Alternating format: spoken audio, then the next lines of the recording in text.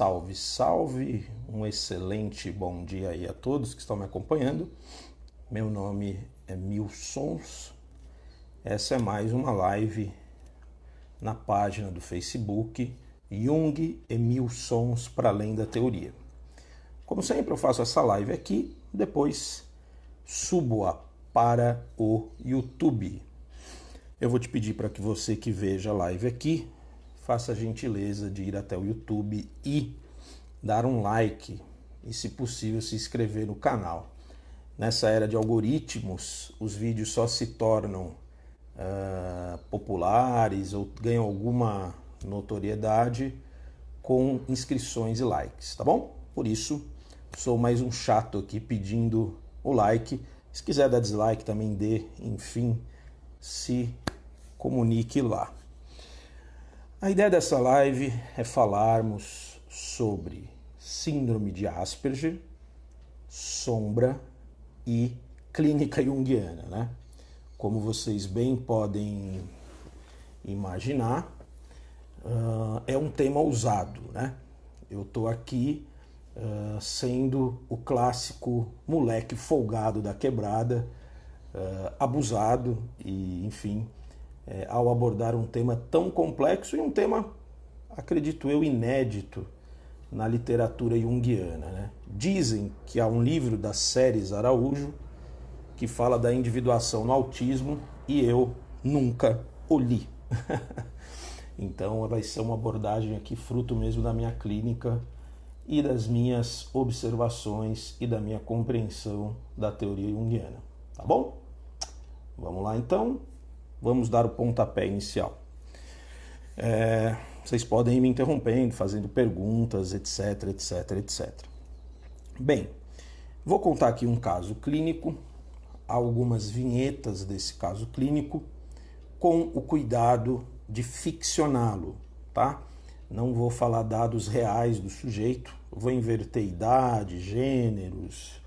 Eu vou contar esse caso de uma maneira blindada, porque nós temos um sigilo terapêutico, tá? Então eu vou falar esse exercício delicado de falar coisas genéricas da síndrome de Asperger, trazer cenas terapêuticas sem expor o analisante, sua família, seu contexto, tá bom? Então vai ser um exercício difícil, eu peço paciência para vocês. Bom, vamos falar um pouco do que é a clínica do Asperger, né? Vamos falar um pouco sobre autismo, sobre classificação psiquiátrica, etc. e tal. Eu vou um pouco na contramão dos profissionais de saúde mental, e eu entendo que essa é uma posição da psicanálise e que essa seria uma posição do Jung se ele tivesse vivo hoje, porque há na psiquiatria atual uma gana por classificar, nomear, agrupar determinados diagnósticos, não é? Isso tem N efeitos. Bem assim, a grosso modo, há efeitos bons, necessários, por exemplo, para políticas públicas, para pesquisas, para ciência, e há efeitos desastrosos, pouco dimensionados e pouco problematizados, né? Eu, como um crítico, como um acompanhante terapêutico que vem historicamente ancorado na luta anti-psiquiatria, antimanicomial, tenho posições críticas frente a isso. Mas em linhas gerais, o Asperger era considerado uma espécie de autismo de alto funcionamento, tá? O que é o Asperger, né? O que é essa síndrome, né? É um conjunto de características de algumas pessoas que vão se combinando e que diferenciariam o Asperger do nosso funcionamento neurótico, tá bom? Então, o Asperger seria aquele sujeito que funciona de um jeito diferente. Em linhas gerais, o Asperger tem dificuldade com abstração, com metáfora, com ironias, muita dificuldade com relacionamento amoroso, muita dificuldade com processos grupais, relacionais. Seriam pessoas ou são pessoas que não decodificam o mundo como nós, né? São pessoas que algumas têm altas habilidades. Então eu já conheci de perto uns 4, né? Por exemplo, um tinha uma alta habilidade com desenho, né? Um desenhista notável. O outro uma alta habilidade com cálculos, né? Então as descrições mais genéricas noticiam que a pessoa com Asperger tem altas habilidades, mas não conseguem fazer um uso social disso, né? Elas se perdem nas relações, em hierarquias, em contatos, etc. e tal, tá bom? Bom, tenho boas notícias para dar, né? Um caso que eu me debrucei por anos, muitos anos, e acompanhei muito de perto a luta desse sujeito com Asperger, né? Contraria tudo ou quase tudo que é dito a respeito do Asperger, tá? Embora se aproxime. Esse sujeito, ele me procurou numa época em que havia um sofrimento muito grande, porque esse sujeito queria ingressar numa faculdade. E ele, desesperadamente, procurava ajuda nos equipamentos públicos. Na época, esse sujeito era meio desacreditado pela família, em algumas vezes por mim, né? E outras vezes pelos equipamentos públicos que ele procurava. Porque é uma pessoa muito diferente. O jeito de falar, a entonação de voz, as confusões, os choros, né? Alguns tipo ataques emocionais, etc, etc, etc e tal. Só que essa pessoa investiu todas as suas energias para ingressar numa faculdade. Todas as suas energias. E ele, com total autonomia, de pegar ônibus, de se deslocar, de se dirigir pela cidade, né, de viver. Né? É uma pessoa que cresceu dentro de uma família que autorizou essa pessoa com síndrome de Asperger a ir para o mundo, com todos os medos e receios dessa família. Tá certo? Na maioria dos casos, os familiares e a sociedade protegem, super protegem, guardam essas pessoas em seus lares ou jogam, literalmente falando, essas pessoas em instituições totais, em lugares que se diz que são lugares de tratamento, mas a pessoa não faz nada na vida. Eu já acompanhei casos tristes de que a pessoa não sabia pedir um suco na padaria, fazendo 30 terapias por semana. Estão entendendo o raciocínio? Muito bem. Essa família, esse contexto, autorizou esse sujeito com Asperger, ele foi diagnosticado, de fato ele tem, autorizou esse jovem a ir para o mundo do jeito dele. Né? Isso é muito bonito e isso antecede o trabalho terapêutico, tá? Muito bem, muito bem, muito bem. Esse sujeito, de tanto rodar pela cidade, de tanto levar não, de tanto causar, ele conseguiu descolar, pelo mérito dele, uma faculdade de turismo que fez um processo inclusivo. Olha que bonito isso. Tá? Na época, e aí vamos falar um pouco de sombra, né, desse conceito de sombra e trazer ele próximo da síndrome de Asperger, qual era a minha função terapêutica diante desse sujeito à época? Minha função terapêutica é me abrir para escutar esse sujeito, para experimentar o contato com esse sujeito, para conhecer o modo de pensar da sua família, para ir recebendo as queixas desesperadas desse sujeito diante do mundo. Fazer reuniões com certos lugares que ele me pedia para estar presente, né? Ou seja, minha função terapêutica ali é desprovido de memória, de certezas e de saberes, me aproximar ao máximo dessa pessoa, tá? Em nenhum momento e até hoje é assim que eu trabalho.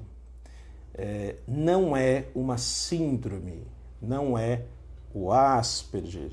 Estava ali na minha frente uma pessoa com seu jeitão de estar no mundo, com suas dificuldades, com a sua forma de se comunicar, né? Então aconteciam cenas muito engraçadas, né? Por exemplo, é clássico dentro de um trabalho terapêutico você perguntar para a pessoa o que ela está sentindo, né?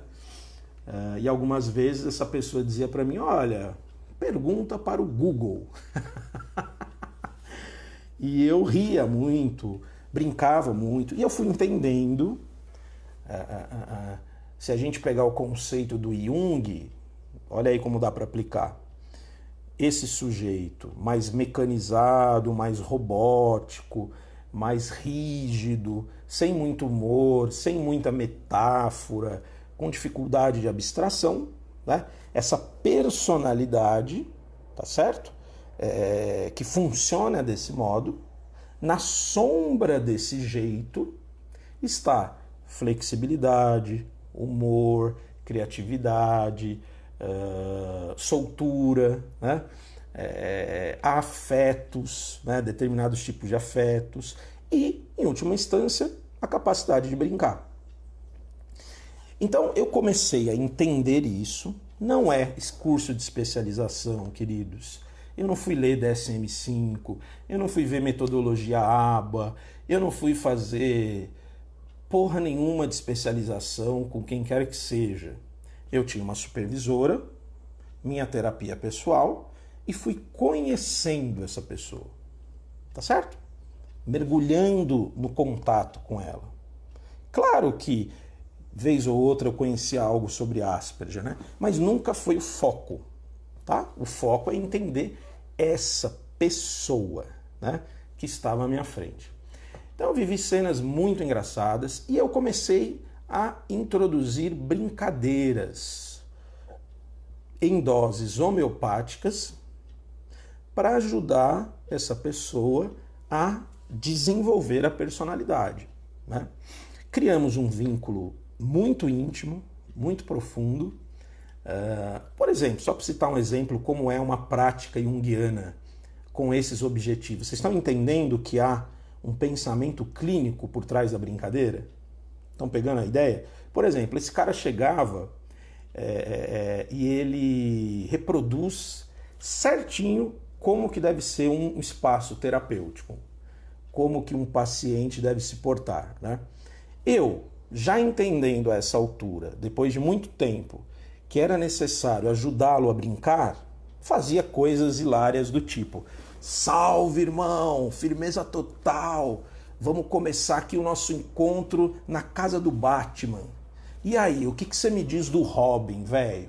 O Robin tá fazendo o quê? Fiquei sabendo que o Robin é gay. Você já ouviu essa história, maluco? Bom, o que eu fiz aí, né? É técnica? Não. Produzi uma série de brincadeiras que levava esse sujeito inicialmente a ficar perdidinho da Silva. E olha que engraçado, no começo dessas brincadeiras ele dizia assim, eu não sou o Robin, eu sou o fulano de tal, eu não sei o Batman, isso que você está falando do Batman está errado, né? Olha a tensão dos opostos aí, pega a visão do Jung, tá ligado? Só que com o tempo ele começou a entender as brincadeiras. E ele começou a rir, a gargalhar e mais pra frente a tirar sarro também. Tá? Isso foi genial, né? Isso é um trabalho, isso é uma intervenção terapêutica, tá? Muito bem. O processo de acompanhar esse sujeito foi evoluindo, né? São processos muito angustiantes, difíceis, muitos encontros que eu morria de sono, não sabia o que fazer, voltava para a supervisão, levava para minha análise pessoal, fazia reunião com a família. Então foram muitos atendimentos perdidinho da Silva, tá bom? Ninguém fala isso, né? Hoje em dia, né? Os tratamentos são científicos, né? Porra nenhuma, né? Muito bem. Depois de um certo tempo, por não aguentar o tipo de fala desse sujeito, por não aguentar a diferença radical na forma dele se comunicar com a minha, eu propus caminhadas pelo bairro, né? Eu propus saídas pelo bairro. Aí eu mudo o setting de um espaço analítico clássico para o espaço do acompanhamento terapêutico. E nós passamos a circular, na época eu atendia em Taboão da Serra, eu passei a procurar no território os terceiros analíticos que o Thomas Ogden fala. Jung também fala isso de outro jeito, né? Na perspectiva junguiana, o que traz a transformação, a cura, o fluxo, é uma terceira entidade. Não é o analista, não é o analisante, não é o acompanhado, não é o acompanhante. Algo se dá nesse encontro para que uma terceira força se constele. Nossa, você está falando coisas misteriosas. É isso mesmo, viu? E não vou esclarecer não, porque é chato esclarecer as coisas misteriosas. Muito bem. E havia em Taboão da Serra um escadão que deságua nos braços do Cristo Redentor. Ora, um acompanhante terapêutico, analista junguiano perdido da Silva, nada mais interessante do que subir as escadarias rumo ao Cristo. E assim fizemos muitas vezes, né? Enfim, e o que eu percebo? Lidar com pessoas tão diferentes requer que o profissional vá alastrando a sua psique, a sua personalidade, para caber o funcionamento do outro, tá? E aí eu digo uma coisa linda que só o Jung fala. Tudo o que existe em qualquer processo patológico existe na nossa psique. Peguem essa visão, anotem, façam uma tatuagem na virilha. Na virilha, vou repetir.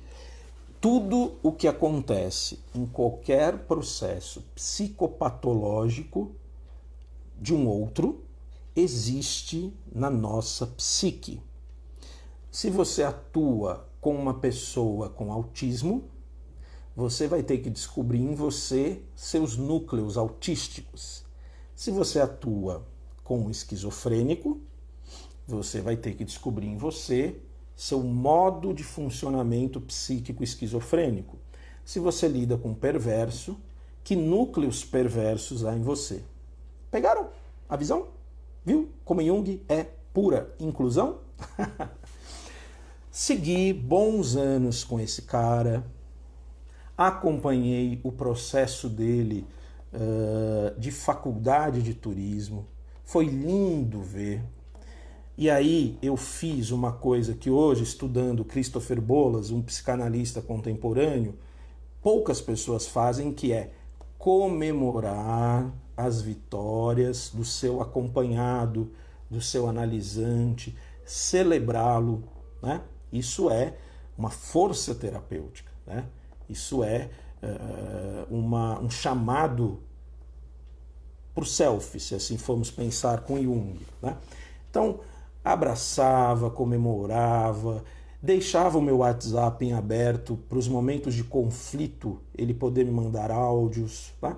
Então, eu o acompanhei nas dificuldades que ele teve de estar com outras pessoas.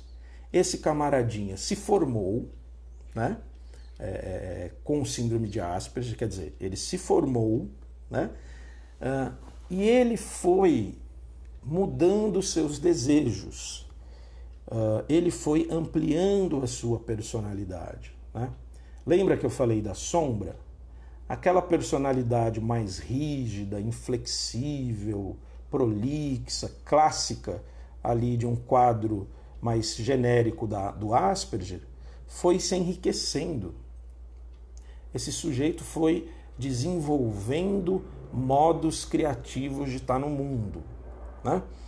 Inclusive, e é muito bonito sempre que isso acontece, é uma festa dos deuses analíticos, inclusive passou a ter relações amorosas e sexuais, que é algo dificílimo no universo Asperger, né?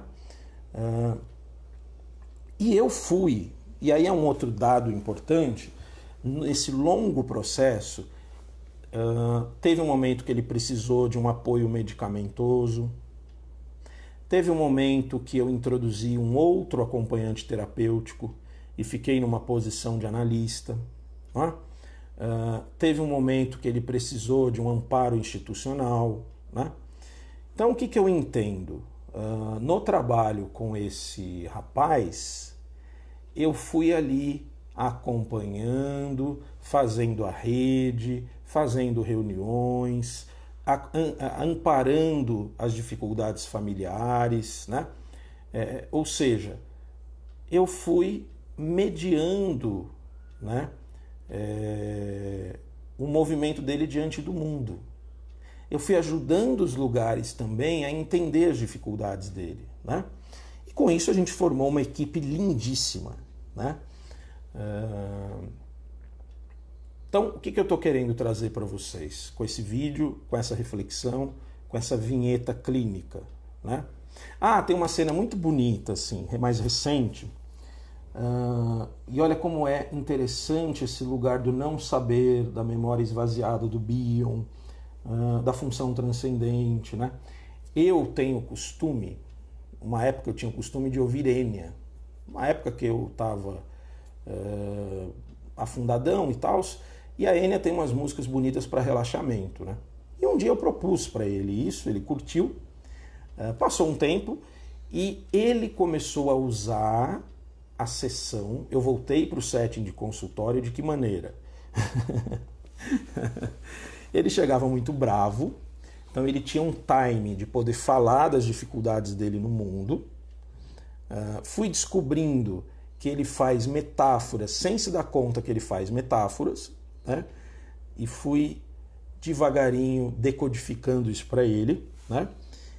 E aí ele passou a dizer que era um momento de relaxar nas sessões. Então ele botava a Enya e dormia no divã. Outra coisa, eu coloquei o cara no divã, tá? Se você falar isso que eu estou te falando para um psicanalista ou para alguém rígido teórico, as pessoas vão falar que é uma loucura.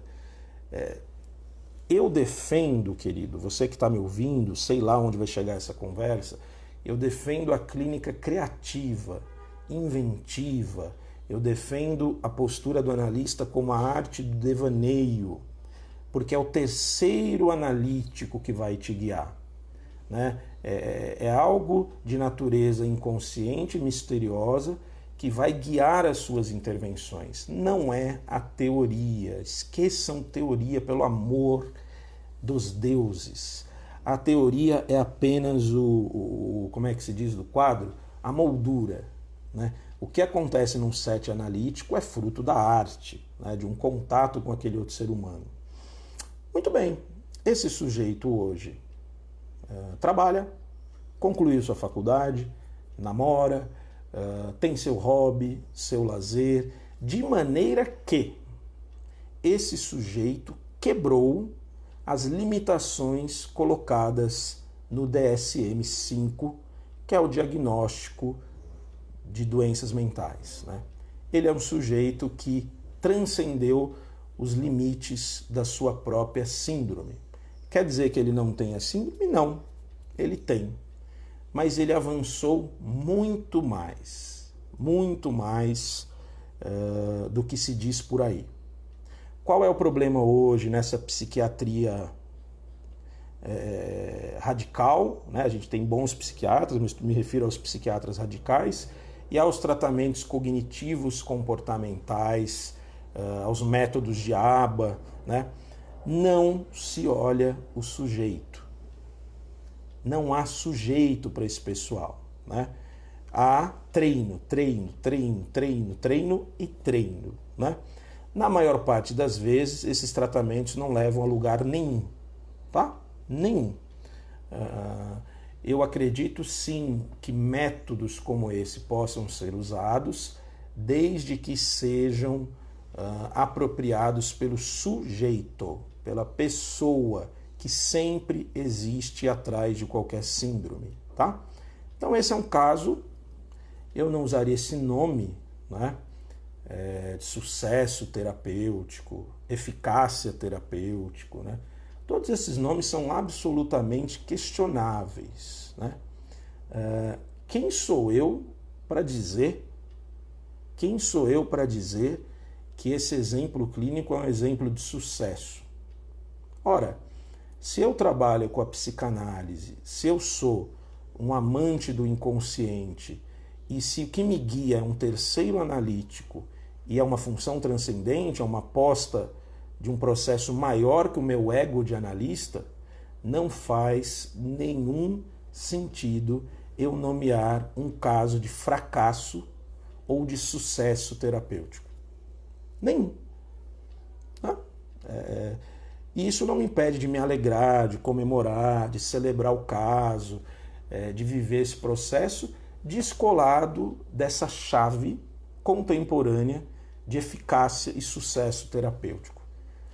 Bom, por uma razão também simples, eu não considero a minha vida um sucesso em nada, né?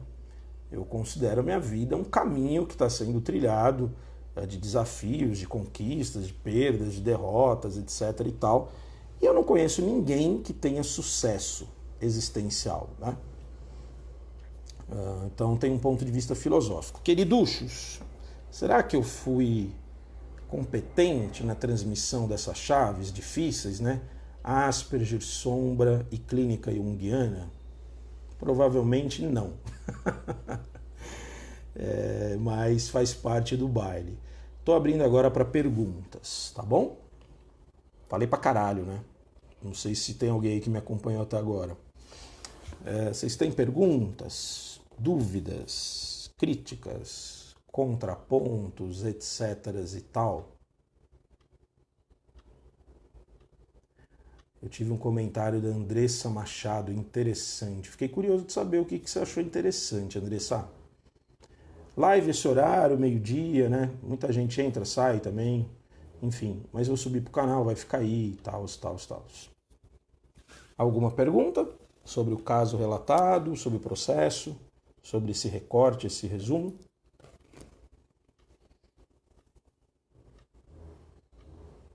Não? Vamos fazer assim então? Tem um delay, tem uma série de coisas. Se você tiver dúvida com relação a tudo que foi dito nessa live, você faz aí suas perguntas, sua colocação, etc. e tal, e eu respondo posteriormente, tá bom? Então vamos agradecer aos gnomos de São Tomé e às forças do mistério que guiaram a nossa interconexão quântica galáctica. É zoeira, viu, gente? Tem gente que vai achar que essa porra é séria, né? Forte abraço para vocês, até o próximo vídeo. Agradeço a tua escuta atenta e silenciosa. Até a próxima live, se eu não morrer e você também não. Tchau, tchau.